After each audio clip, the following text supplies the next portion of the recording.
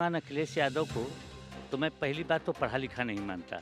वो सुनता हूँ कि विदेश में पढ़ के आए हैं, लेकिन उनके एक लाइन भी विदेश में पढ़ के आए हुए की तरह नहीं निकलती है मुँह से। वो आदमी अपने पिता का नहीं हुआ, वो आदमी प्रदेश का होगा, इस देश की जनता का होगा। ये कहा जाता है कि पॉलिटिक्स 2 लोगों को मिल जाने से या अनाप-शनाप सड़क पर खड़े होके बकवास करने से नहीं होती है।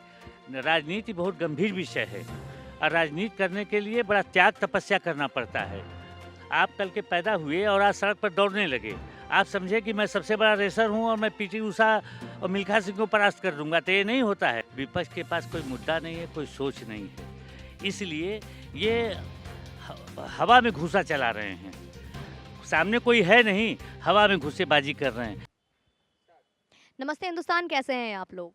अभी बहुत सारी चीज़ें सामने आ रही हैं। एक तरफ हाहाकार मचा कि सरकार एक दिन प्रधानमंत्री सुबह उठकर आते हैं, जहाँ पे लोग अपनी आँखें भी ठीक से नहीं खुलती है, उनके दिमाग खुल जाते हैं। सिर्फ़ एक खबर को सुनते हुए कि सरकार ने अचानक से घोषणा की कि 3 कृषि बिल अचानक से रद्द हो जाती हैं।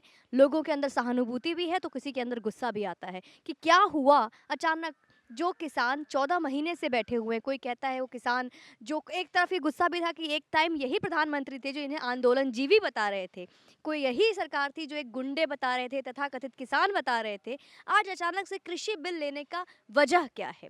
विपक्षी इसको कहते हैं कि सरकार का एक प्रपंच है, क्योंकि चुनाव आने वाले हैं। उत्तर प्रदेश और पंजाब में चुनाव होने वाले हैं, तो इस वजह से सरकार ने एक राजनीति और कूटनीति खेली है।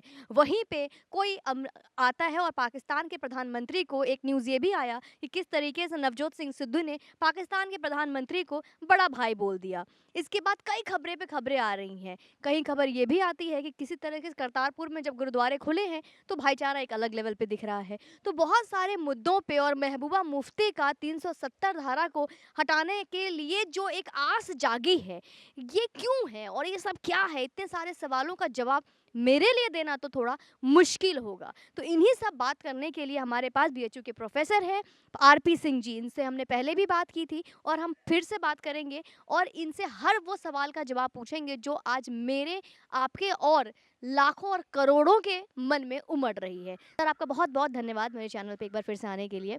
जी, सबसे पहला सवाल मैं आपसे यही पूछूँगी कि अभी अचानक से ऐसा क्या होता है कि सरकार एक दिन सुबह उठकर आती है और अपने संबोधन में जनता को संबोधित करते हुए एक फैसला ऐसा सुनाती है जो हमने कभी सोचा भी नहीं था। एक कृषि कानून बिल जिसके लिए किसान अड़े हुए थे, आज अचानक से वो बिल वापस ले लेते हैं। लेकिन वहीं पे विपक्षी इसे एक प्रपंच, राजनीति, कूटनीति का नाम देते हैं कि आज इलेक्शन होने वाले हैं, चुनाव होने वाले हैं, इसको लेकर ऐसा किया जा रहा है। तो आप कैसे देखते हैं इन सब चीज़ को? देखिए, भारत का जो प्रधानमंत्री है, एक तरह से कहा जाए वो इस देश का मुखिया होता है और मुखिया का एक कर्तव्य होता है कि परिवार में अगर कोई गड़बड़ी हो रही है या कोई चीज़ अनाप-शनाप घट रही है, तो उसको दुरुस्त करे। परिवार के लोगों को एक साथ जोड़ के चले, न कि परिवार को बाँटे। प्रधानमंत्री ने अगर कृषि बिल वापस लिया है, तो उन्होंने उसका कारण भी बताया है। उन्होंने कारण ये बताया कि मैंने तो किसानों के हित में ये बिल लाया था, लेकिन ज़्यादातर किसानों के हित में है और लोग पसंद भी कर रहे थे, लेकिन कुछ लोग, चंद लोग ऐसे हैं जिनको ये पसंद नहीं था, लेकिन वो भी अपने ही हैं। इसलिए मैं इस बिल को वापस ले रहा हूँ, ताकि सभी के सभी लोग संतुष्ट हो सकें। और उन्होंने माफ़ी भी माँगा कि जिनको लगता है कि मुझसे ये गलती हुई, तो उसके लिए मैं माफ़ी माँगता हूँ। लेकिन इसी बात को बहुत ये कह रहे हैं कि दुनिया झुकती है, झुकाने वाला चाहिए। देखिए, क्या भारत का प्रधानमंत्री पाकिस्तान के सामने झुका है? क्या चाइना के सामने झुका है? क्या अमेरिका, रूस के सामने झुका है? भारत का प्रधानमंत्री अपने परिवार के सामने झुका है। और हमारे यहाँ एक परंपरा रही है, ऋषि मुनियों के समय से, कि अगर आपसे कुछ गलती हो जाए या कुछ भ्रम हो जाए, तो आप वहाँ माफ़ी माँग लीजिए। तो ये तो कोई गलत बात नहीं है, ये तो एक आदर्श। जी, लेकिन जहाँ पे आप आदर्श की बात कर रहे हैं, वहीं पे बहुत लोगों की उम्मीद जाग गई है। वहीं से कश्मीर से बैठे महबूबा मुफ्ती ये कहती हैं कि अब सरकार ने संविधान का अवहेलना किया है, संविधान का अनादर किया है। वहीं पे उनकी एक आस जागी है कि अब अनुच्छेद ये 370 धारा भी हटाए जाएँगे। मैं इन लोगों से पूछना चाहता हूँ कि संविधान की अवहेलना जब किया था, कर किया है सरकार ने, मान लेते हैं, तो आप इसके खिलाफ क्यों बोल रही थी? आप संविधान के खिलाफ क्यों बोल रहे थे? चाहे वो कांग्रेस हो, चाहे मुफ्ती महबूबा हो, चाहे अन्य विपक्षी दल हों। अगर उनको लगता है कि सरकार ने बिल वापस लेके संविधान की अवहेलना किया, तो आपने भी तो बोल के उसके खिलाफ अवहेलना कर रहे थे। तो आप उस सबसे पहले उसके लिए दोषी जिम्मेदार हैं, प्रधानमंत्री तो बाद में हैं। सबसे पहले आपको क्यों न संविधान अवहेलना के लिए दंडित किया जाए, आपके खिलाफ मुकदमा चलाया जाए। जी, चलिए आप उत्तर प्रदेश में हैं तो मैं ज़्यादा दूर नहीं जाती हूँ। यहाँ पे अखिलेश यादव जी विजय रथ यात्रा निकालते हैं और सुबह 4:30 बजे तक पूरी रात तक यात्रा करते हैं। उन्होंने बोला कि विजय रथ यात्रा से प्रधानमंत्री डर गए हैं और उन्हीं के विजय रथ यात्रा की वजह से पूरा ये जो कृषि बिल का वापस लेने वाला जो चीज़ हुआ है, इसका पूरा श्रेय वो खुद को देते हैं, अपनी पार्टी को देते हैं, अखिलेश यादव जी अपने आप को देते हैं कि उन्हीं के विजय रथ यात्रा से डर कर इस बिल को वापस लिया गया है। देखिए श्रीमान अखिलेश यादव को तो मैं पहली बात तो पढ़ा लिखा नहीं मानता। वो सुनता हूँ कि विदेश में पढ़ के आए हैं, लेकिन उनके एक लाइन भी विदेश में पढ़ के आए हुए की तरह नहीं निकलती है मुँह से। और दूसरी चीज़ ये कह रहे हैं कि हमसे डर गए। क्या ये चुनाव जीत के मुख्यमंत्री बने थे? इनके पिता बड़े नेता थे, सर्वमान्य थे, उनकी उत्तर प्रदेश में एक इज्जत थी। उन्होंने चुनाव लड़ा, चुनाव जीता। इन्होंने ब्लैकमेल करके पिता को मुख्यमंत्री पद प्राप्त किया। या तो ब्लैकमेल किया या तो पिता पुत्र मोह में त्याग दिए कुर्सी। जो आदमी अपने पिता का नहीं हुआ, वो आदमी प्रदेश का होगा, इस देश की जनता का होगा। ये कहा जाता है कि आदमी का लक्षण उसके घर से ही पता चलता है। तो इनका लक्षण तो दिखाई दे गया है। और जहाँ तक डर की बात है, ये 19 में चुनाव लड़े थे ना, 14 में भी लड़े थे, 19 में भी लड़े, 17 में भी लड़े। मायावती के साथ बुआ जी का जाके चरण रज लिए, अपने पत्नी का चरण छुआए कि बुआ जी हैं, क्या हश्र हुआ। उसके पहले कांग्रेस में दो लड़कों का साथ पसंद है, साइकिल पर बैठा के राहुल गांधी को घूमे, क्या हश्र हुआ। देखिए ऐसा है कि पॉलिटिक्स दो लोगों को मिल जाने से या अनाप शनाप सड़क पर खड़े होकर बकवास करने से नहीं होती है। राजनीति बहुत गंभीर विषय है और राजनीति करने के लिए बड़ा त्याग तपस्या करना पड़ता है। आप कल के पैदा हुए और आज सड़क पर दौड़ने लगे, आप समझे कि मैं सबसे बड़ा रेसर हूँ और मैं पीटी उषा और मिल्खा सिंह को परास्त कर दूंगा, तो ये नहीं होता है। मिल्खा सिंह और पीटी उषा जो बने हैं, बड़े त्याग तपस्या के बाद बने हैं। तो श्रीमान पहले कुछ त्याग करिए, तपस्या करिए। आप मुख्यमंत्री पद पर रहते हुए आपने जो प्रदेश में अराजकता फैलाया, आपने जितने भी, आप बताइए पीसीएस की परीक्षा जो सर्वोच्च परीक्षा किसी भी प्रदेश की होती है अफसरों की, उसको आपने भ्रष्ट कर दिया। आपने अनिल यादव को उसका चेयरमैन बना के आपने कापियों में हेरा फेरी किया। आपने दरोगा की, पुलिस इंस्पेक्टर की परीक्षा में सारे परीक्षाओं का रिजल्ट कोर्ट को रोकना पड़ा। ये कौन है? और 5-5 लाख 10-10 लाख रुपया लेकर के नौकरी देने की प्रथा आपने डाली। ऐसा नहीं है कि आप बहुत ईमानदार चरित्रवान हैं। प्रदेश की जनता आपको बखूबी पहचानती है। आपसे कोई डरेगा नहीं, बल्कि आपको लोगों से डरना पड़ेगा। इस चुनाव के बाद आप लोगों से डरते हुए भागेंगे। लेकिन जहाँ आपने अनाप-शनाप जुलूस बातें करने की बात की, तो वहीं पे बात ओवैसी जी की आती है। ओवैसी ने बोला है अभी-अभी कि 700 किसान के हत्याओं का ज़िम्मेदारी कौन लेगा? कौन लेगा उनकी ज़िम्मेवारी? जिस तरीके से 700 किसानों ने आत्महत्या कर ली, तो अब उसके लिए प्रधानमंत्री जी क्या कहेंगे?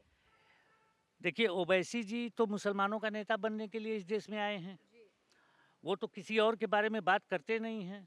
एकाएक उनको लगा कि किसानों के पक्ष में बोल दो। देखिए ओवैसी जी पर सारे पार्टियां आरोप लगा रही हैं कि भाजपा की बी टीम है। तो ओवैसी जी को तो भाजपा को जितना ज़्यादा गाली देंगे और मोदी जी को जितना ज़्यादा गाली देंगे, उतना उनको अपना ये धब्बा जो लगा है पीठ के पीछे, वो हटाने में आसानी होगी। लेकिन वो हट नहीं पाएगा, क्योंकि सब मिल के, देखिए एक मुसलमान वोट, एक अनार 100 बीमार वाली किस्सा हो गई है। एक 20% मुसलमान वोट देश में बंदर बांट हो रहा है। अखिलेश यादव को वो भी चाहिए, केजरीवाल को चाहिए, लालू यादव को चाहिए, ममता बनर्जी को चाहिए, वो दक्षिण वाले लोगों को चाहिए जो डीएमके, एवाई डीएमके ये सब हैं, उसके बाद कांग्रेस को चाहिए। तो बेचारे मुसलमान किसका किसका होंगे। सर लेकिन आपके सवाल से एक सवाल में आपकी बातों से एक सवाल आती है, तो क्या अकेला हिंदुत्व का ठेकेदार सिर्फ बीजेपी है? नहीं, बीजेपी ने कहा कि मैं हिंदुत्व का ठेकेदार हूँ? कभी कहा क्या? या बीजेपी ने कभी कहा कि हिंदू ही हमको वोट दें? या बीजेपी ने कोई ऐसा काम किया जो कहा सिर्फ हिंदुओं के लिए है? बीजेपी का तो एक नारा है कि सबका साथ, सबका विकास, सबका कहने की विश्वास। बात है और देखिए राम मंदिर देख लीजिए, धारा 370 देख लीजिए या फिर इस तरीके की जो जितने भी चीज़ें हो रही है तो हिंदुओं के पक्ष में हो रही देखिए धारा 370 हिंदुओं के पक्ष में नहीं है। है। धारा 370 हिंदुस्तान के पक्ष में है। हिंदुस्तान का एक राज्य जिसको विशेष राज्य का दर्जा दिया गया था, वो भी गैर कानूनी तरीके से, गैर संवैधानिक तरीके से राष्ट्रपति द्वारा एक चिट्ठी पर हस्ताक्षर करा करके उसको लागू कर दिया गया था। तो इसको हटाना तो राष्ट्र हित में है, राष्ट्र के लिए हुआ है। इससे भाजपा को क्या फायदा होगा? जम्मू कश्मीर वाले क्या भाजपा को वोट दे देंगे क्या? ऐसा नहीं है। वो सबके लिए हुआ है। हिंदुस्तान में उसका पूर्ण रूप से विलय कराने के लिए हुआ है। तो गलत बात तो है नहीं। और सबसे ज़्यादा रिएक्शन इसका पाकिस्तान में हुआ। तो इसका मतलब कि वो हिंदुस्तान के हित में हुआ है फैसला। अगर हिंदू हित में होता तो इस तरह से रिएक्शन तो होता नहीं सब जगह। चलिए, यहीं पे जहाँ पे बात ने आपने पाकिस्तान की कर दी है तो एक सवाल और आता है कि अभी करतारपुर गुरुद्वारे का रास्ता खोल दिया गया। करतारपुर जो गुरुद्वारे था वो कॉरिडोर खोल दिया गया है। इसी के रास्ते में जाते हुए नवजोत सिंह सिद्धू जी ने अभी अभी प्रधानमंत्री पाकिस्तान के प्रधानमंत्री को बहुत अच्छा बताया है और उसके लिए उन्होंने अपने बड़ा भाई बोला कि वो तो हमारे बड़े भाई हैं। तो एक बार नहीं, बार बार देखने को मिला है उनका जो प्रेम पाकिस्तान के लिए और पाकिस्तान के वजीर आजम के लिए जो झलकता है उनकी आंखों में, इसको लिए आप क्या कहेंगे? देखिए कांग्रेस की पीठ पर बहुत सारे बैताल बैठे हुए हैं, जिसमें एक सिद्धू भी हैं। सिद्धू हैं, मणिशंकर अय्यर हैं, ये आपके वो मध्य प्रदेश वाले दिग्विजय सिंह हैं, आपके ये सलमान खुर्शीद हैं, आपको एक और कौन प्रवक्ता हैं जो अभी कहे थे कि कालनेमी हैं, जय श्री राम बोलने वाले। तो ये लोग बैताल हैं कांग्रेस की पीठ पर। और जब तक ये लोग कांग्रेस के पीठ पर सवार रहेंगे तब तक कांग्रेस भिक्षाटन के योग्य ही रहेगी देश में, कभी पनप नहीं पाएगी। आपको बताऊं कि पाकिस्तान के बारे में जो सिद्धू बोल रहे हैं, सिद्धू अपने घर के अपने बच्चों को जरा सेना में डाल के भेजें। जो आदमी हमारे सैनिकों को मरवा रहा है रोज, जो आदमी हमारे यहाँ हथियार गिरा रहा है रोज, जो आदमी नशे की खेप भेज रहा है रोज, वो आपका भाई हो गया? राहुल गांधी चाइना से पैसा लेते हैं, चाइना से समझौता कांग्रेस ने किया, चाइना के से पैसा लेते हैं। ये लोग पाकिस्तान से पैसा लेते हैं। इनको आईएसआई का एजेंट न क्यों न कहा जाए? क्योंकि पाकिस्तान के पैसे पर और चाइना के पैसे पर पलने वाले लोग हिंदुस्तान की पॉलिटिक्स कर रहे हैं। ये भी दुर्भाग्य ही है इस देश का। दूसरे देश में होते तो ये लोग या तो जेल के अंदर होते या देश के बाहर होते।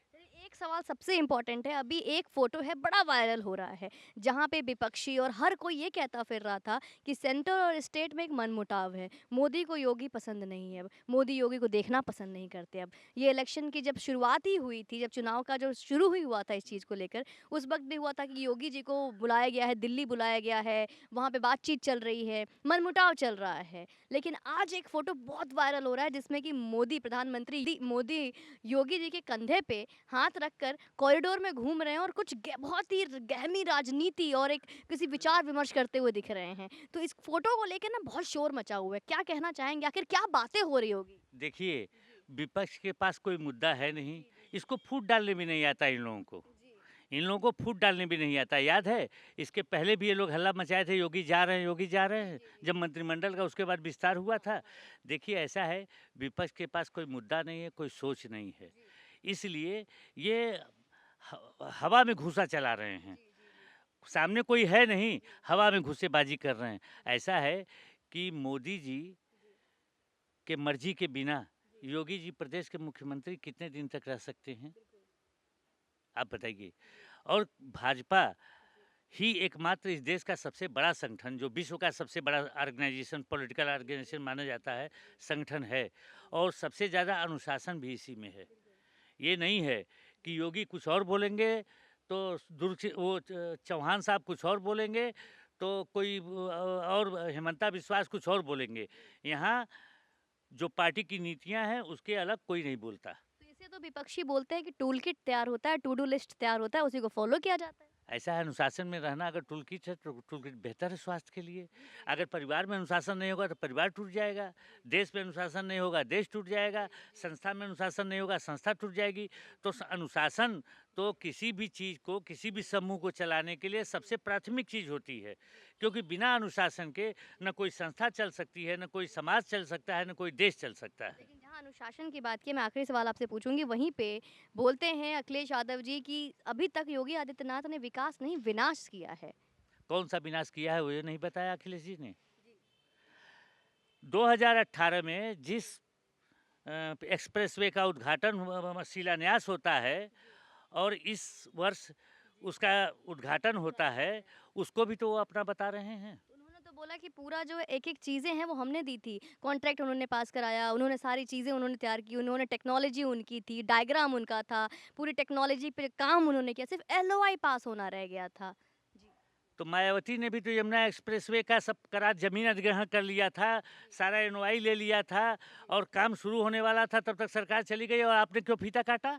यमुना एक्सप्रेसवे को क्यों कहते हैं आप हमारा है? तो आप कहिए कि वो मायावती जी का है, तो हम भी कह देते हैं आपका है। ऐसा है कि आपको सत्ता 5 साल के लिए मिलती है।